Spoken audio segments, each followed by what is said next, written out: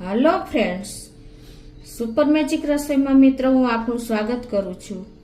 આજે હું મસાલાવાળી બાફેલી લીલી મગફળીનો વિડિયો હું તમારી સાથે શેર કરું છું। તો તમને ચોક્કસ આ વિડિયો ઉપયોગી થશે। ગમે તો લાઈક કરજો, શેર કરજો અને સબસ્ક્રાઇબ કરવાનું તો ભૂલતા જ નહીં।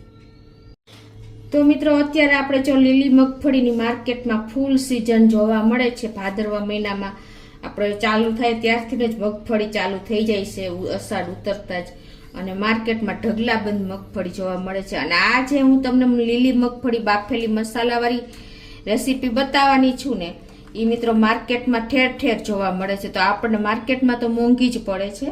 તો આજે તમે ઘરે ઇઝીલી કેવી રીતે આ મગફળી તૈયાર કરી શકો ને, લીલી મસાલાવાળી બાફેલી મગફળી, એ તમને આજે બતાવવા જઈ રહી છું। તો એમાં મિત્રો તમારે શું કરવાનું કે અત્યારે જો અમે 500 ગ્રામ લીલી મગફળી માર્કેટમાંથી લીધી છે। એને પેલા આપણે માર્કેટમાંથી લઈને એટલે એકદમ ધૂળવાળી હોય છે, તો તમારે એને થોડીક વાર પાણીમાં બોળી રાખવાની, એટલે શું કે બધી ધૂળ પલળી જશે। અને પછી તમારે એને 2 થી 3 પાણી જો આ રીતે ક્લીન કરી નાખવાની। મેં ધોઈને જ તૈયાર જ રાખી છે મગફળી, અને એકદમ સારી ક્વોલિટીની હોય ને એ તમારે લેવાની છે, એટલે તમને બહુ બધી રીતે સરખું પડે। તો પહેલાં તો જો મેં ધોયેલી મગફળી છે ને, એને તમારે પહેલાં આપણે આ મગફળીને મસાલાવાળી કરીને બાફવાની છે। તો એમાં શું કરશું, પહેલાં આપણે કુકરમાં મૂકવાની છે। તો પહેલાં એના જે આ ઉપરનો ભાગ એનું શું કહેવાય કે મોઢું હોય ને, એ આ રીતે તમારે ખોલી નાખવાનું સેજ આમ, જો આમ આ રીતે। અને આ રીતે તમને જો આપણે જાજી મગફળી હોય અને તો આપણે હાથ રહી જાય છે, તો એની પણ હું તમને આજે ટ્રીક બતાવું કે તમારે જો આ રીતે દસ્તો લઈ અને પછી તમારે આ રીતે એના મોઢા ઉપર સેજ આપણે આવી રીતે કરવાના છે, એટલે ઇઝીલી જો એનું મોઢું ખુલ્લું થઈ જશે।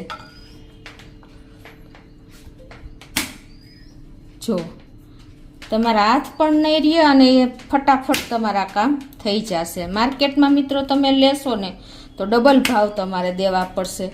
તો આપણે આ ઘરે એકદમ ચોખ્ખી રીતે આપણે તૈયાર કરી શકીએ છીએ। તો આ રીતે જો આપણે બધી મગફળીના મોઢા ખોલી લીધા છે।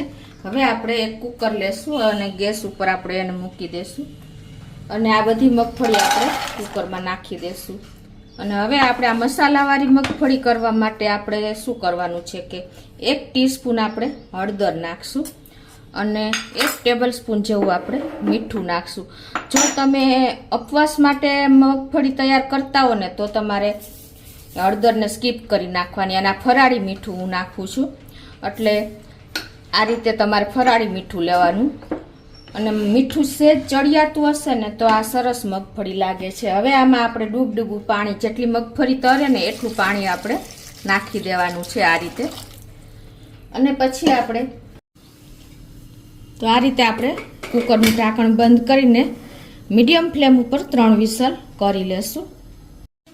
તો જો 3 વિસલ થઈ ગઈ છે મીડિયમ ફ્લેમ ઉપર, અને કુકરનું પ્રેશર પણ રિલીઝ થઈ ગયું છે। તો હવે આપણે ખોલી લઈએ કુકર।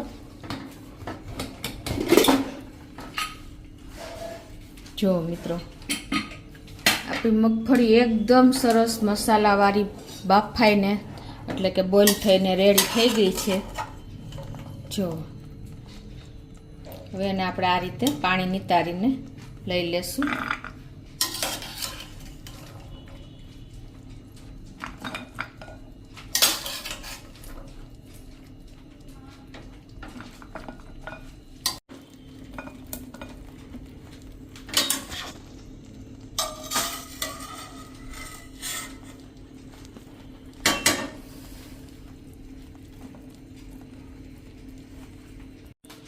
લીલી મસાલાવાળી મગફળી બાફી છે, અને જો સ્ટીમ પણ નીકળે છે।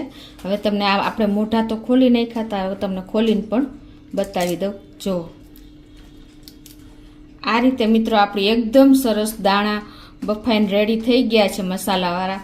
તો માર્કેટમાં મળતી આવી મસાલાવાળી મગફળીને તમે આ રીતે ઘરે ચોક્કસ ટ્રાય કરજો। અને તમને મારો વિડીયો ગમે તો લાઈક કરજો, શેર કરજો અને સબસ્ક્રાઈબ કરવાનું તો ભૂલતા જ નહીં।